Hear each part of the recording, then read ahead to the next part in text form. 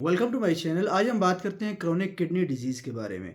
Chronic kidney disease जैसे कि नाम से पता चल रहा है कि ये एक ऐसी डिजीज़ है जो किडनीज़ को काफ़ी अरसे से अफेक्ट कर रही है और किडनीज़ का फंक्शन डिटेरिएट हो रहा है। यानी अगर किडनीज़ का फंक्शन जो है वो 3 मंथ्स या इससे ज़्यादा टाइम पीरियड के लिए अगर ख़राब है, तो इसका मतलब ये है कि पेशेंट को क्रोनिक किडनी डिजीज़ है। अब क्रोनिक किडनी डिजीज़ का जो मोस्ट कॉमन काज़ है इस टाइम पे वो डायबिटीज़ मेलाइटिस है और फिर उसके बाद हाइपरटेंशन है। यानी डायबिटीज़ मेलाइटिस जो है, अगर 10 साल तक आपको डायबिटीज़ मेलाइटिस अनकंट्रोल्ड रहती है तो वो आपके किडनीज़ को डैमेज कर सकती है। उसका तरीका ये है कि जो डायबिटीज़ मेलाइटिस है इसकी वजह से प्रोटीन लॉस होना शुरू हो जाता है और वो प्रोटीन लॉस जो होता है और हाइपर फ़िल्ट्रेशन जो होती है ग्लूकोज़ लोड की वजह से वो किडनीज़ के जो नेफ्रॉन्स हैं उनको डैमेज करती है। उसकी वजह से क्रोनिक किडनी डिजीज़ डेवलप होती है। अब इसके अलावा और बहुत सारे काजेज़ हैं जैसे ग्लोमेरुलोनेफ्राइटिस है, रीनल आर्टरी स्टेनोसिस है और कुछ ड्रग्स हैं। फॉर एग्ज़ाम्पल आप अगर जो है पेन किलर्स बहुत ज़्यादा यूज़ कर रहे हो या फिर जो है कोई नशे के लिए जो है अद्वियात ज़्यादा इस्तेमाल कर रहा है, तो ऐसी सूरतों में भी आपको क्रोनिक किडनी डिजीज़ हो सकती है। अब जो क्रोनिक किडनी डिजीज़ होती है, इसमें होता क्या है? किडनीज़ का काम होता है कि आपकी बॉडी में से पोटेशियम को एक्सक्रीट करे, एसिड को एक्सक्रीट करे और इसके अलावा जो है विटामिन डी की जो एक्टिव फॉर्म की प्रोडक्शन होती है वो भी किडनीज़ के ऊपर ही डिपेंडेंट होती है। और किडनीज़ एक ऐसा मॉलिक्यूल रिलीज़ करते हैं जिसको हम कहते हैं एरिथ्रोपोएटिन। जो एरिथ्रोपोएटिन होता है ये भी आपकी जो बोन मैरो है इसको स्टिमुलेट करता है ताकि आरबीसीज़ की प्रोडक्शन की जाए। अब जब किडनीज़ काम नहीं करेंगे, तो क्रोनिक किडनी डिजीज़ में ये होगा कि आपका जो पोटेशियम है, इसकी एक्सक्रीशन बॉडी में से कम हो जाएगी। जब पोटेशियम की एक्सक्रीशन बॉडी में से कम होगी, तो इसकी वजह से जब पोटेशियम के लेवल्स बॉडी में ज़्यादा होंगे और जो हार्ट है उसको एरिथमियाज़ कर सकते हैं। यानी एरिथमियाज़ का एक बड़ा रीज़न जो है आपका पोटेशियम के हाई लेवल्स हैं और इसकी वजह से पेशेंट की डेथ भी हो सकती है। इसके अलावा बॉडी में फॉस्फेट की जो एक्सक्रीशन होती है वो भी कम हो जाती है। उसकी वजह से क्या होगा कि फॉस्फेट जो होता है, ये नेचुरल है कि फॉस्फेट जो है कैल्शियम के साथ बाइंड होता है। जब भी फॉस्फेट जो है वो कैल्शियम के साथ बाइंड होगा तो कैल्शियम फॉस्फेट डिपोजिशन होना शुरू हो जाएगी फॉर एग्जांपल ब्लड वेसल्स में। जब ब्लड वेसल्स में डिपोजिशन होना शुरू हो जाएगी तो ब्लड वेसल्स जो होती हैं वो उनकी एक्सपेंशन जो है वो उस तरह नहीं होती, उसकी वजह से आपको स्ट्रोक और कार्डियोवैस्कुलर डिजीज़ेज़ के रिस्क्स बढ़ जाते हैं।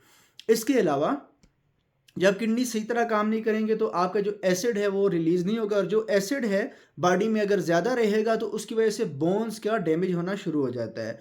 इसके अलावा आपकी जो मसल्स होते हैं, मसल्स भी डिस्ट्रॉय होना शुरू हो जाते हैं जब आपके बॉडी में एसिड के लेवल ज़्यादा होते हैं, तो मसल कैटाबॉलिज़्म भी शुरू हो जाता है।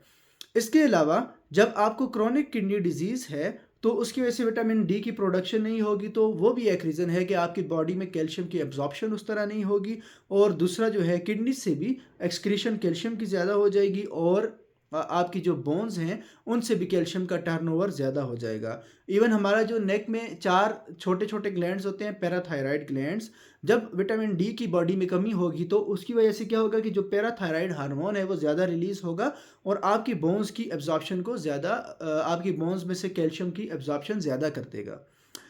इसके अलावा किडनीज़ का काम होता है कि आपके ब्लड प्रेशर को भी रेगुलेट करें, यानी सोडियम को बाहर एक्सक्रीट करेंगे तो उसकी वजह से क्या होगा कि साथ में पानी भी जाएगा और आपका ब्लड प्रेशर जो है वो कंट्रोल रहेगा। लेकिन अगर किडनीज़ का फंक्शन नॉर्मल नहीं है तो सोडियम और वाटर की रिटेंशन होना शुरू हो जाएगी और जब बॉडी में सोडियम और वाटर की रिटेंशन होना शुरू हो जाए तो उसकी वजह से आपको हाइपरटेंशन डेवलप होना शुरू हो जाती है।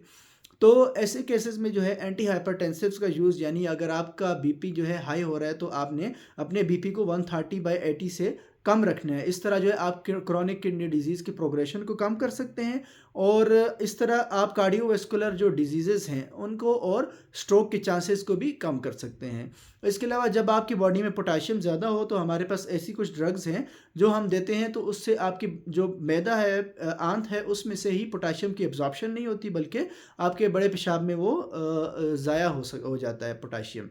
इसके अलावा जो हमारी बॉडी में फ़ॉस्फ़ेट के लेवल ज़्यादा होना शुरू हो जाते हैं उसके लिए हम कैल्शियम की मेडिसिन यूज़ करते हैं। कैल्शियम क्या करेगा कि हमारी आँत में से ही फ़ॉस्फ़ेट को, जो हम डाइट में खा रहे हैं, उस फ़ॉस्फ़ेट को बाइंड कर लेगा और स्टूल्स के थ्रू जो है वो पास हो जाएगा। इसके अलावा आयरन की भी बॉडी में कमी होना शुरू हो जाती है। कोई भी क्रोनिक डिज़ीज़ हो जो मतलब काफ़ी लंबे अरसे से आपकी बॉडी में चल रही हो, तो उसकी वजह से क्या होता है कि आपकी बॉडी में आयरन की एब्ज़ॉर्प्शन ज़्यादा नहीं होती है। इसलिए आपने जो है आयरन का भी इनटेक ज़्यादा करना होगा। इसके लिए आयरन जो है हम टैबलेट फ़ॉर्म में या फिर जो है इंजेक्शन फ़ॉर्म में आपको प्रोवाइड कर सकते हैं। और जो एरिथ्रोपोएटिन होता है जो कि जो बोन मैरो है उसकी प्रोडक्शन उसमें से रेड सेल्स की प्रोडक्शन करा रहा होता है, वो भी किडनीज से रिलीज़ होता है। जब इसकी प्रोडक्शन ही कम हो जाएगी तो आपको जो है बाहर से एरिथ्रोपोएटिन भी देना होगा ताकि आपका जो रेड ब्लड सेल्स हैं उनकी प्रोडक्शन भी बेहतर की जा सके। लेकिन ये याद रखना है कि जब भी एरिथ्रोपोएटिन दिया जाता है उसकी वजह से आपको स्ट्रोक्स के रिस्क और हाइपरटेंशन के रिस्क बढ़ जाते हैं। इसके अलावा कार्डियोवास्कुलर डिजीज़ के भी रिस्क बढ़ जाते हैं। तो इसलिए आपने जो है एरिथ्रोपोएटिन तभी देना है जब आपका एचबी जो है वो 10 ग्राम्स पर डेसीलीटर या इससे कम हो।